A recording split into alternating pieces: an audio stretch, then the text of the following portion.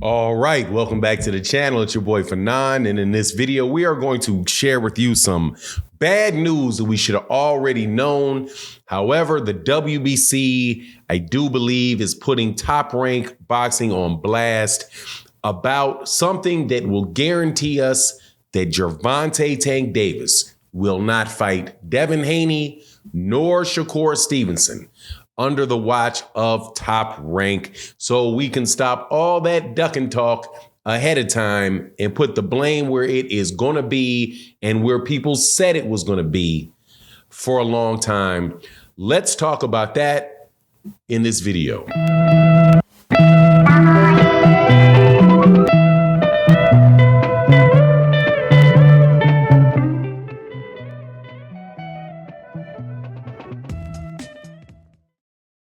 All right, welcome back to the channel. It's your boy Fanon, and in this video, we're going to be in the 135-pound division where a memo was released by the WBC that made a profit out of Floyd Mayweather Jr.'s CEO of Mayweather Promotions, Leonard Ellerbe, who has said in the past exactly why Gervonta Tank Davis will not be able to fight either Devin Haney or SHAKUR Stevenson, this time coming pretty much right out of the mouth of Mauricio Suleiman in the WBC. Now, before I get into that, let me welcome you back to the channel. If you are new to the channel, please accept my invitation to hit the subscribe button, hit the bell icon so you can be notified of when we release more videos.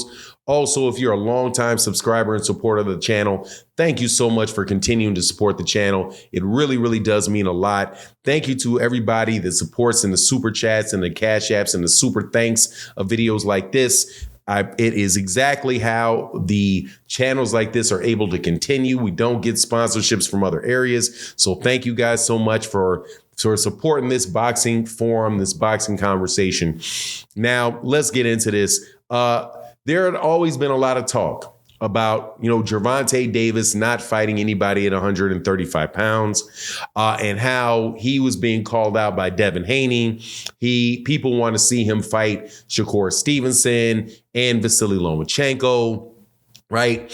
And Leonard Ellerbe, who is the CEO of Mayweather Promotions, who was representing Gervonta Davis at the time that he said it, but also he said it after they ceased promoting Gervonta Davis, said, look, man, you guys are tripping. Bob Arum is not going to let this fight happen. Now, it seems now that the WBC is getting fed up with Top Rank and them insisting on in-house fights and not letting their fighters fight other champions. Let's go through what they had to say. Now, this was a tweet that was shared by Boxing Esquire.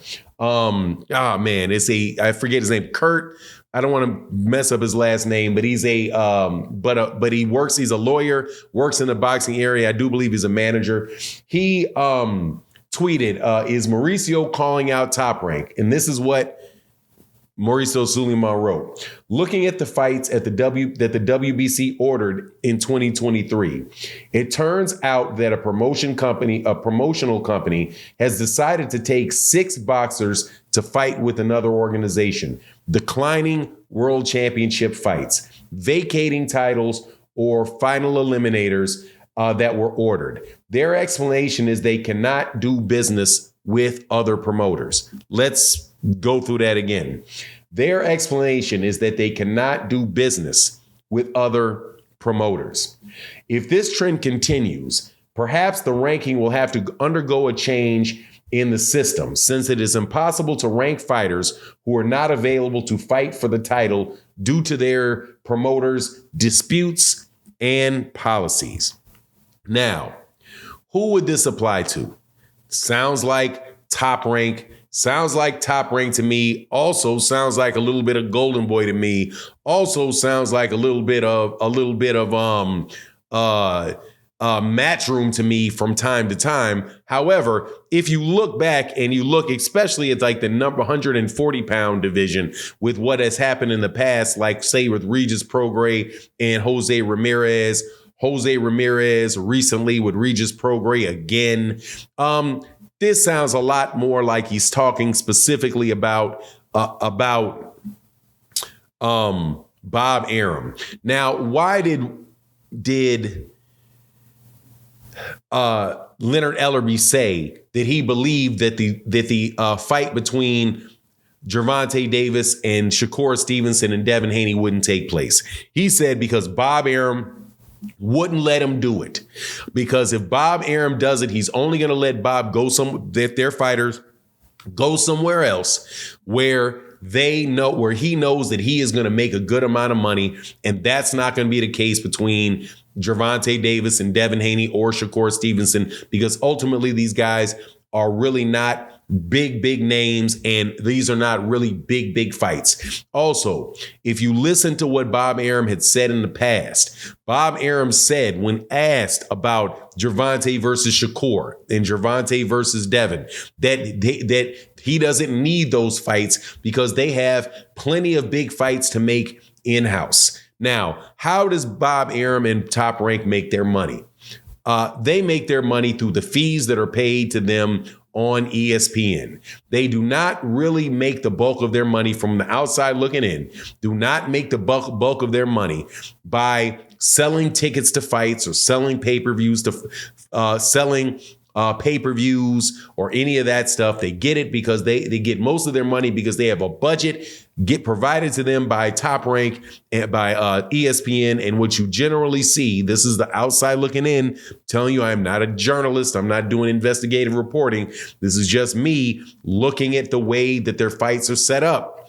It looks like they always have a big name fight. They have a big name fighter or relatively big name fighter fighting somebody where you already know what the outcome of the fight is. And then they have a bunch of prospects or near contenders fighting on the undercard, so they're not paying a lot of money for the majority of the fights. They pay a decent amount of money for one fight, and they make their money off the difference. When the WBC or somebody else like that orders fights for them and they don't take them, that means that fight can go to a purse bid if they don't agree, and somebody else can come in and buy the fight. Like what happened when George Kambosos and Teofimo Lopez was ordered for the IBF title, and